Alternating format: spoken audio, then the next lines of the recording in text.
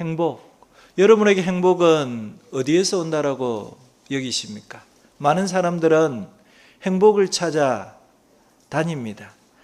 무엇이 진짜 행복한 것인지를 어떤 사람은 찾아 나서고 마치 눈에 보이는 좀 더 많은 돈이, 좀 더 안정된 삶이, 성공한 자녀가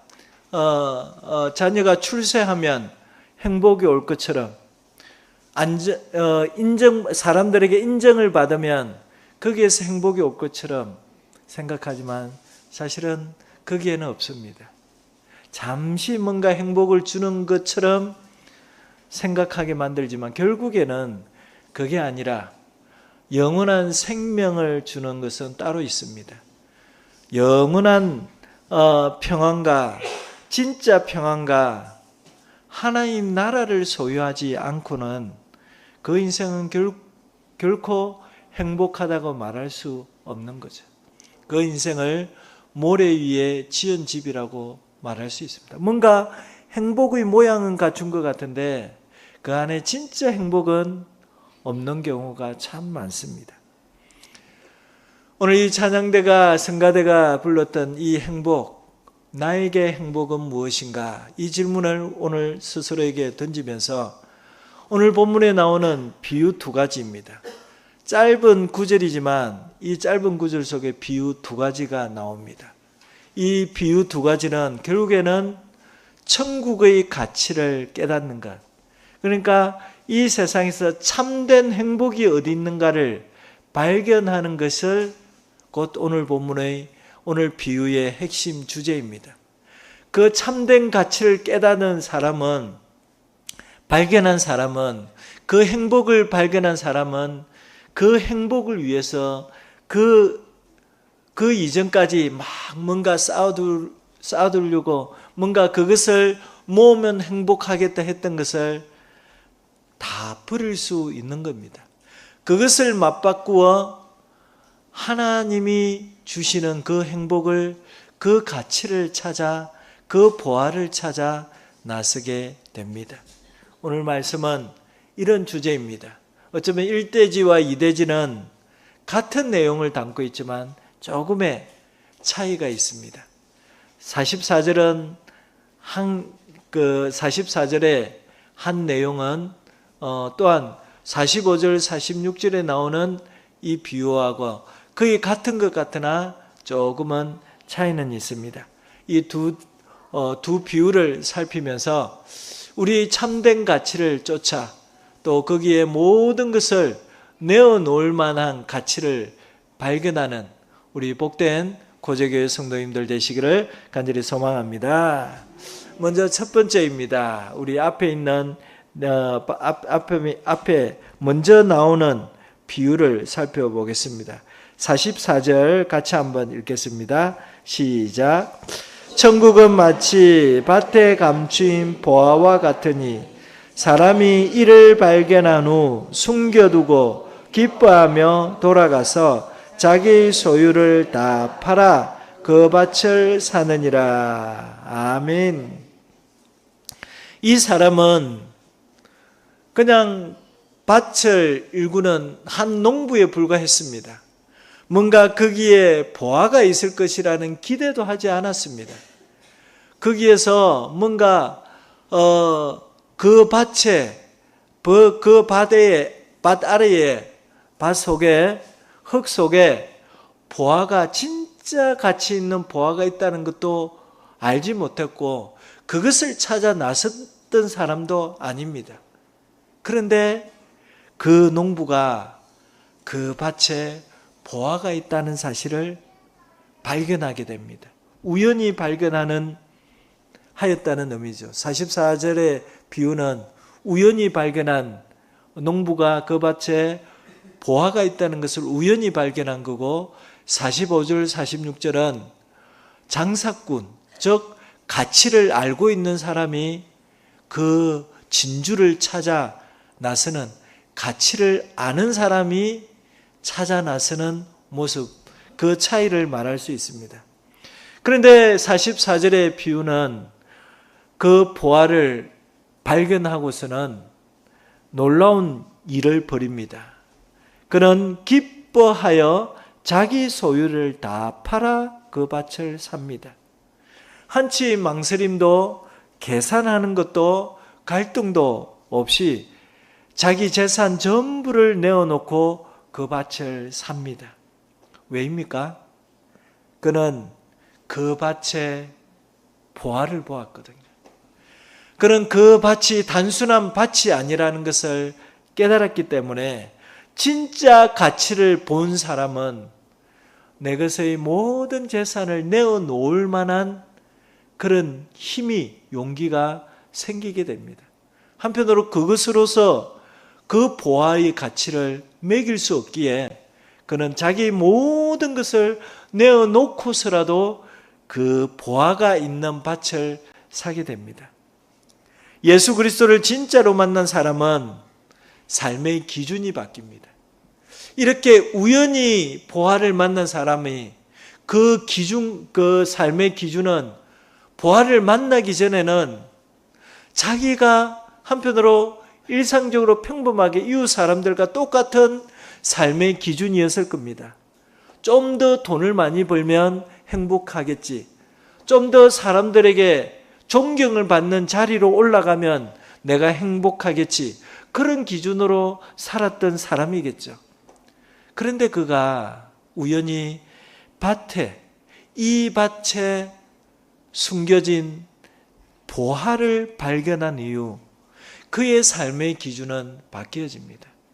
뭔가 밖에서 다른 곳에서 행복이 있다는 것을 그전에는 그렇게 살아왔는데 이제는 이 안에, 이 보화 안에 참된 진짜 보화가 있고 나를 행복하게 해줄 수 있는 보화가 있다는 것을 발견한 이후 그는 그의 모든 것을 내어놓는, 자기 재산을 다 팔아서라는 이 말은 자기 가치 있는 자기 삶의 기준은 이제 그 보화를 손에 쥐는 거다라고 그는 결단 내렸다는 의미입니다.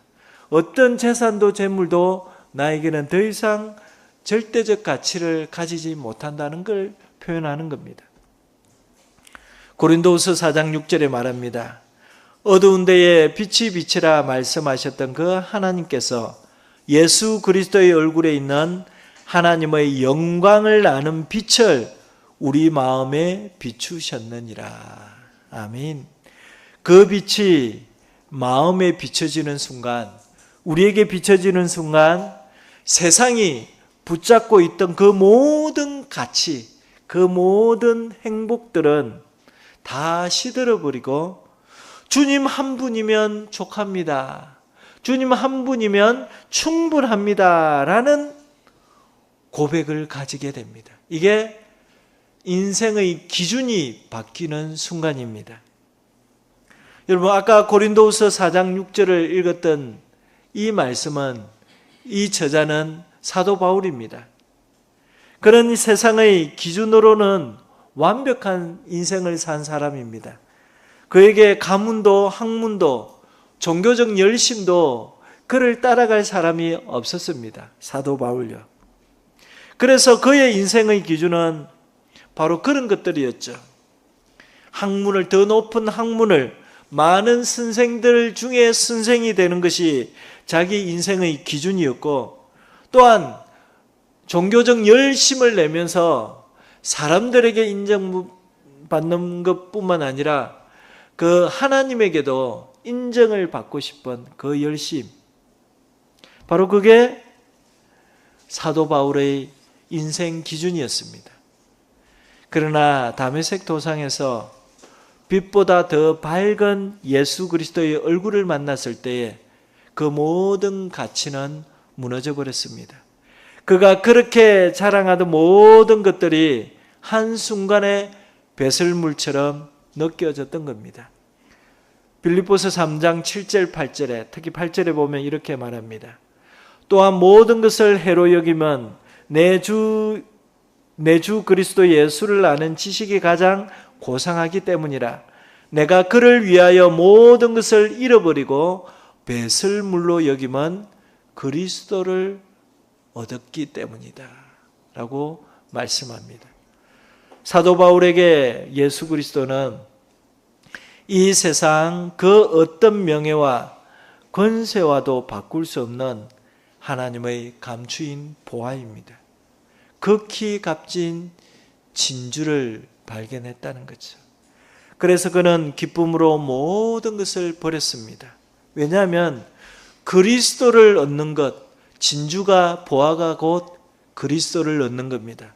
예수 그리스도를 얻는 것이야말로 인생의 가장 높은 목적이며 최고의 보상이기 때문입니다. 그것을 발견한 사람은 절대로 그것을 놓지 않고 자기 모든 것을 다 팔아서라도 내어놓아서라도 그 보화를 쟁취하게 됩니다. 사랑하는 성도 여러분, 바울의 이 고백은 또한 우리의 고백이 되어야 하는 줄 압니다. 오늘 우리는 주님 앞에 내 자신을 비추며 이 질문을 던져야 합니다. 나는 지금 무엇을 보화로 여기며 살아가고 있는가? 내가 기쁨으로 다 내려놓을 만큼 예수님은 내게 정말로 소중한 분이신가? 이 질문을 우리 자신에게 던져야 할 줄 압니다. 우리는 예수님을 믿는다고 말하지만 여전히 세상의 가치를 붙들고 살고 또 인정받고 싶은 마음이나 놓치지 못하는 욕심과 자존심을 더 소중하게 여기고 어떤 때에는 예수님의 자리에 그것들을 더 놓고 내 인생의 모든 것을 거기에 나의 욕망을 채워가는 일에 올인하려고 하는 우리 모습이 있기도 합니다. 사랑하는 성도 여러분, 천국은요 단지 죽어서 가는 곳이 아닙니다. 천국은 지금 우리의 현실 속에서 예수님을 내 삶으로, 내 삶의 전부로 삼아가는 삶이 곧 천국입니다. 그분을 아는 기쁨 안에서 세상의 가치들이 하나 둘씩 정리되어져 가는, 세상에는 내가 전의 삶에는 저것이 나의 모든 것인 양 살아갔는데 조금씩 내 삶이 변화됩니다. 주님을 모시고 사는 것이 나의 가장 가치 있고 마치 보화와 같은 것이구나. 그걸 깨달아가는 삶이, 그것을 더욱 소중하게 여겨지며 살아가는 삶이 천국의 삶이라는 거죠. 사랑하는 성도 여러분, 오늘 다시 주님 앞에 우리는 이런 기도와 결단을 해야 될 줄 압니다. 주님, 제 안에 아직도 버리지 못한 욕심과 두려움이 있다면 그리스도의 빛으로 비추어 주십시오. 그리고 이 기쁨으로 주님을 선택할 수 있고 어떤 망설임 없이 내가 가진 어떤 것들과 맞바꾸어서라도 그 주님의 보화를 쟁취하는 그런 성도, 천국을 소유하는 복된 성도가 되게 하옵소서. 우리의 기도와 결단이, 이런 기도와 결단이 있어야 될 줄 압니다. 예수님은 오늘도 여전히 가장 값진 보화로서 여러분 앞에 서 계십니다. 그리고 우리에게 이렇게 말씀하십니다. 나를 얻기 위해 기꺼이 내 삶의 기준을 바꿀 수 있겠느냐? 라고 우리에게 질문하십니다. 이 질문에 예라고 하답하심으로 우리의 삶의 기준과 목적이 주님께 맞추어지는 복된 성도들 되시기를 간절히 축원드립니다. 아멘.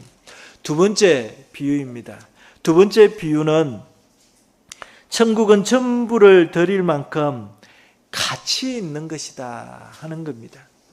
우리 45절 46절을 같이 한번 읽어보겠습니다. 45절 46절 시작. 또 천국은 마치 좋은 진주를 구하는 장사와 같으니 극히 값진 진주 하나를 발견하매 가서 자기 소유를 다 팔아 그 진주를 사느니라. 아멘.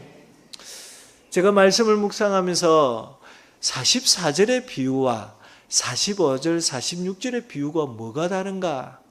한편으로 자기 재산을 다 팔아 그 보화를 사고 그 진주를 사는 것은 똑같습니다.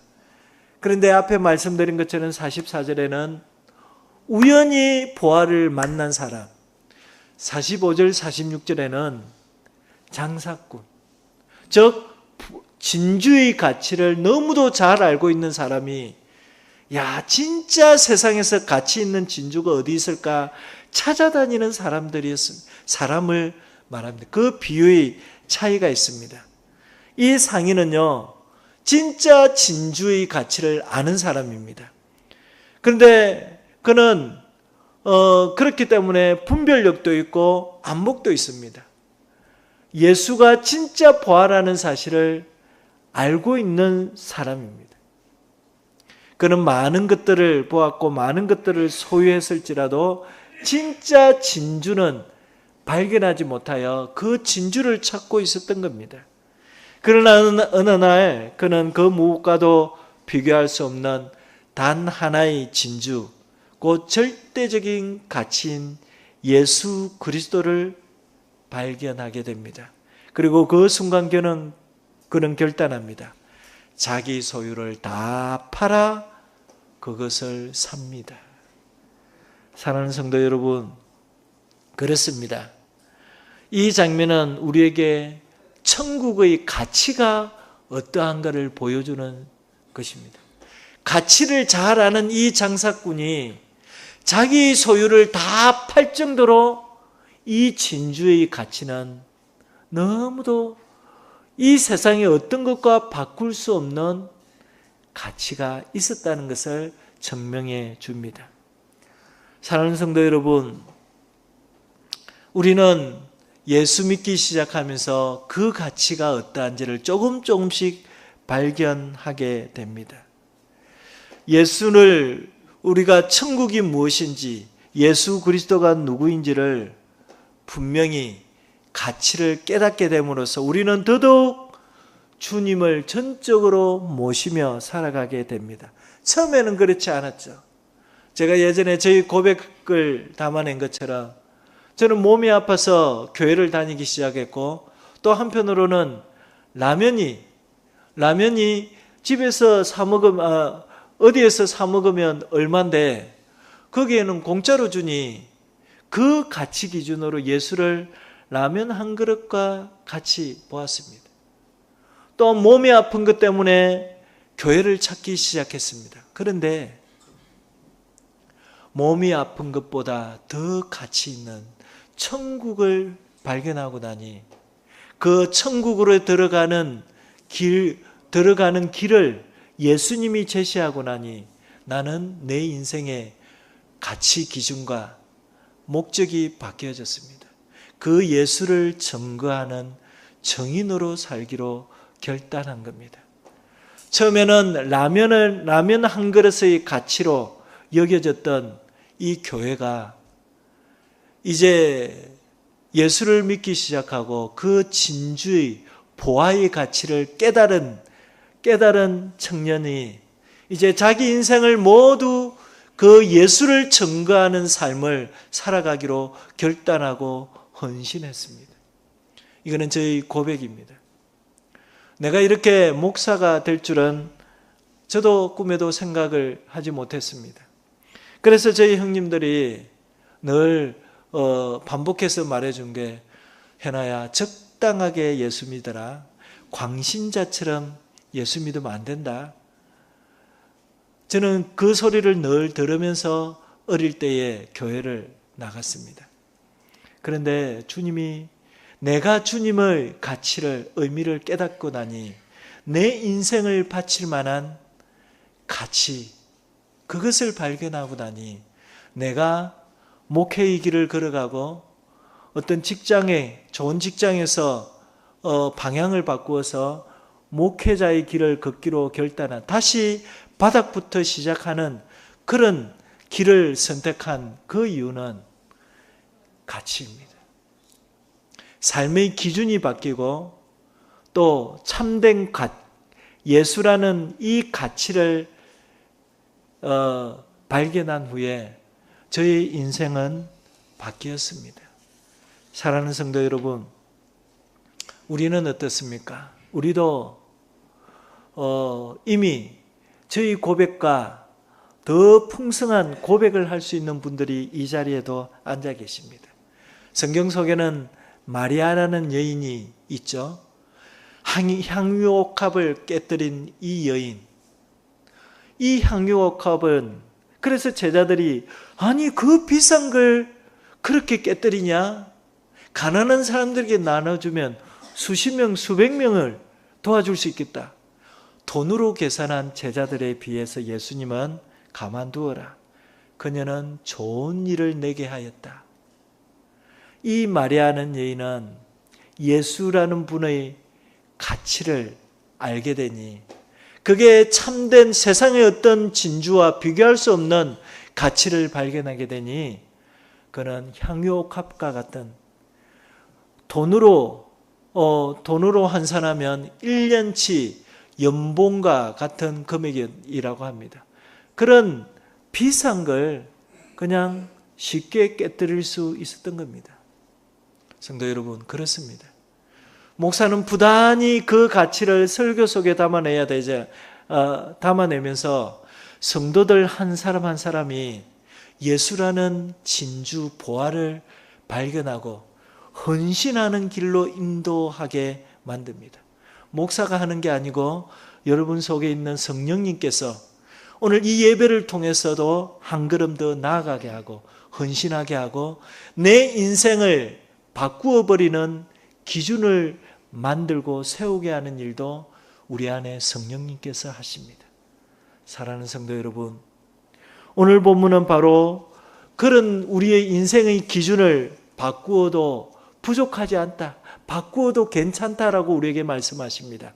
또한 너희가 세상에서 가치로운 것들을 찾으려고 모으려고 했던 그것보다 이 예수라는 가치는 어떤 것들과 맞바꿀 수 없을 만한 가치로운 것이다 라고 우리에게 말씀하십니다. 사랑하는 성도 여러분, 천국은 단지 죽어서 가는 목적지가 아닙니다. 천국은 오늘 지금 여기서 예수 그리스도를 내 인생의 가장 소중한 보화로 삼아낼 때에 우리는 지금 이 땅에서도 천국의 삶을 살아간다라고 고백하게 됩니다. 오늘 말씀을 통해 우리는 알게 됩니다. 천국은 우리가 소유한 것을 더해서 얻는 것이 아니라 전부를 맞바꾸어야만 얻을 수 있는 은혜라는 것을 말씀해 줍니다. 이것도 가지고 저것도 가지고가 아니라 내가 예수를 소유함으로써 이것은 배설물로 여겨지는 그 가치 기준으로 바뀌어진다는 것을 말씀합니다. 결코 억지로 헌신을 요구하지 않습니다. 기쁨으로 드려지는 헌신으로 우리는 나아가게 됩니다. 그렇습니다. 우리가 예물을 드리는 것도 기쁨으로 드릴 수 있는 믿음으로 자라가게 되는 것은 내가 예수라는 가치를, 그런 천국을 소유한 자로 그 가치를 깨달을 때에 우리는 그런 모든 것들도 내어놓을 수 있는 헌신으로 가게 됩니다. 그래서 목사는 헌금을 강요하지 않습니다. 그의 믿음이 자라면 자랄수록 자연스럽게 그 믿음을 드러내는 표현으로서 예물을 드리게 된다는 거죠. 성도 여러분, 우리 인생은 그렇게 바뀌어져 갑니다. 여러분의 인생에 참된 가치를 발견하고 또 삶의 기준이 점점 바뀌어져 간다는 것을 여러분 스스로도 그런 절감 스스로 깨달을 수 있을 겁니다. 여러분, 그런 인생이 복된 인생입니다. 참된 행복과 가치가 그런 인생 위에 있다는 사실을 기억하시고 여러분 삶은 그런 참된 행복을 소유한 자로서 살아가는 복된 성도의 삶이 되시기를 간절히 축원드립니다. 아멘.